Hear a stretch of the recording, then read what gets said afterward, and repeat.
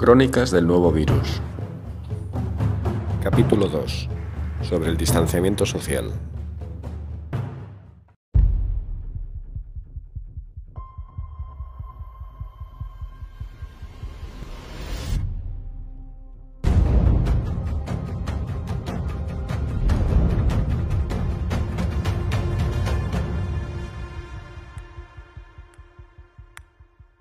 Paremos la propagación. El distanciamiento social funciona.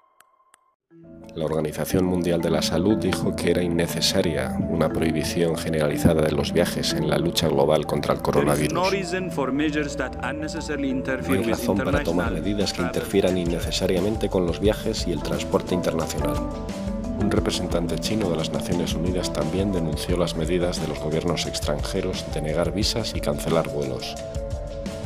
Sin embargo, los vuelos internacionales son claramente un enorme riesgo y pueden suponer la diferencia entre una epidemia y una pandemia. El flujo de personas desde los grandes aeropuertos a las megaurbes son todo lo contrario a las medidas de distanciamiento social que se impondrán pocos días después. La intensa vida social propia de las grandes ciudades supone normalmente un gran atractivo, pero esta vez agravará la propagación del contagioso virus. Las mascarillas de protección por sí solas no pueden protegernos contra el coronavirus. La Organización Mundial de la Salud solo recomienda el uso de mascarillas en casos específicos. Si no tienes síntomas, no tienes por qué llevar mascarilla, porque no hay evidencia de que proteja a la gente que no está enferma. Lo sé, quizá te han dicho que las máscaras podrían no protegerte, pero hay estudios que prueban que incluso las máscaras de fabricación casera pueden protegerte parcialmente. Pero cualquier protección es esencial hoy. Por tanto, cuando ambos llevamos mascarilla, yo te protejo a ti y tú me proteges a mí. Y los dos estamos seguros.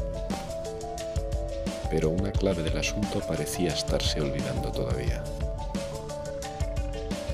Shalom. My name is Naftali Bennett and I'm Minister of Defense. Me llamo Naftali Bennett y soy ministro de Defensa del Estado de Israel. Quiero compartir con ustedes la idea más importante de toda la epidemia del coronavirus. Lo más importante, más que el distanciamiento social general, más que testear, más que cualquier otra cosa, es separar a la gente mayor de los más jóvenes. Una estrategia que quizá tiene más lógica de la que podría parecer a primera vista. Porque ¿acaso hay evidencia de que funcionen las cuarentenas estrictas y generalizadas? Quizá todavía sea muy pronto para saberlo, pero algunos países han tomado vías muy diferentes. A veces se trata de cuarentenas mucho menos estrictas. Para contener la epidemia, Suecia ha prohibido las reuniones de más de 50 personas, suspendido las clases en universidades e institutos y ha pedido a la población de riesgo que no salga. Hay mucho trabajo y presión sobre el personal sanitario, asegura el estratega contra la pandemia en el país nórdico, pero el sistema de salud, añade, está dando resultados. Es uno de los mejores del mundo. Su apuesta, un confinamiento de nivel bajo. Suecia niega que su objetivo sea la inmunidad de grupo, es decir, que la mayor parte de la población pase la enfermedad para crear resistencia al virus y frenar así la transmisión. Una estrategia que el Reino Unido puso sobre la mesa y que más tarde abandonó por las graves consecuencias. Yo no diría que estamos sufriendo más que otros países. Otros gobiernos, como el de los Países Bajos, empezaron aplicando medidas de confinamiento comparativamente laxas. Las han ido endureciendo conforme los datos más recientes les hacían dudar de su estrategia.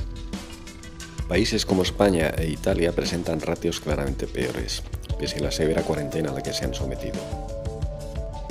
Parece probable que la confusa información de que se dispone esté llevando a tomar decisiones cuyas repercusiones a medio y largo plazo podrían ser catastróficas. La frágil salud de un amplio sector de la población hace temer a algunos expertos que las cifras de víctimas mortales se pudieran disparar, como de hecho ha sucedido en algunas regiones. Aquí los médicos no se cansan de repetirnos que estamos ante un tipo de gripe. Es un tipo de gripe nueva, es verdad. No tenemos memoria vírica, no tenemos de momento vacuna. Como digo, la mayor parte de estos infectados se están recuperando en su casa como si fuera una gripe común. En España ni hay virus, ni se está transmitiendo la enfermedad, ni tenemos ningún caso actualmente. Ya nadie quiere correr riesgos no aplicando un principio de precaución. Y aunque los datos obtenidos no tengan mucho sentido, nos aferramos a ellos porque es lo único que tenemos. Vemos disparidad de estrategias y de severidad en las cuarentenas de los países, incluso dentro de la Unión Europea. Esto quizá produzca al menos un resultado positivo, la posibilidad de extraer conclusiones sobre cuál resulta más efectiva a la par que menos dañina para la población, pero a un precio alto para algunos sujetos del experimento, por supuesto. Un confinamiento prolongado, además de arruinar la economía de países y personas, lo cual no es poco, perjudica a estas de otras muchas formas.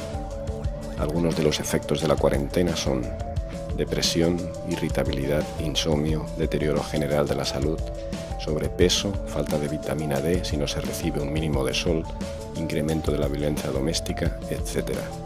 Todo ello sin considerar que un confinamiento forzoso vulnera los más elementales derechos de las personas.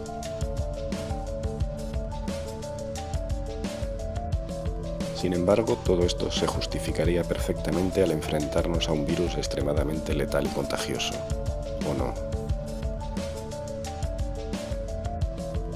Cuarentena. Originalmente fue el aislamiento de 40 días que se le hacía a las personas y bienes sospechosos de portar la peste bubónica durante la pandemia de peste negra en Venecia en el siglo XIV. La peste negra produjo 25 millones de muertos en Europa, un tercio de su población.